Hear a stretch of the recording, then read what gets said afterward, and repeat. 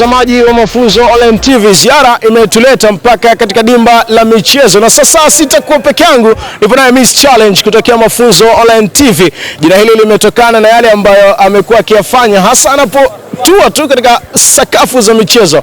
Na Miss Challenge, habari yako? Salama za wewe? Mtazamaji kupitia Mafunzo Online TV anatamani kujua tuko wapi na nini ambacho kimejiri katika mchezo huu dhidi ya Magereza Tanzania na Chuo cha Mafunzo Zanzibar. Nikiwa hapa katika dimba la Mauzidom kutoka visiwani Zanzibar, kulikuwa na mchezo ule kwenda kukutanisha timu ya veterani kutokea kule Dodoma pamoja na timu ya veterani hapa visiwani Zanzibar. Mpaka dakika 90 kumalizika, matokeo yalikuwa ni sare ya 2-2.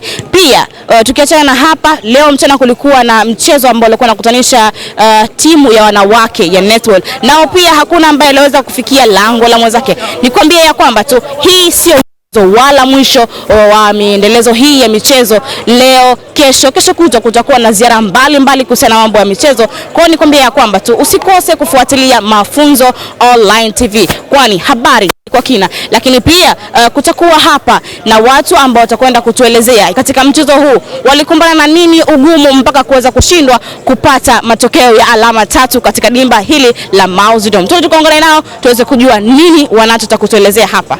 Kulia kwangu nipo na captain kutoka katika timu ya veterani ya Zanzibar. Naye hapa ataweza kutuelezea ugumu haswa ulikuwaje. Mimi naitwa Murtala Ahmad Kibamba. Kwa sababu tu mchezo wenyewe ulikuwa wa kirafiki na kuendeleza umoja na udugu na wenzetu wa Magereza, kwa hiyo hakukuwa na ugumu. Just kwamba tumecheza, tumeenjoy, tumefurahi. Hii draw imeleta pia kuwa na umoja mzuri, kwa sababu timu moja hapo pengine ingefungwa wangeweza kuhuzunika, lakini so nao wote tumebaki na furaha, imekuwa nzuri zaidi.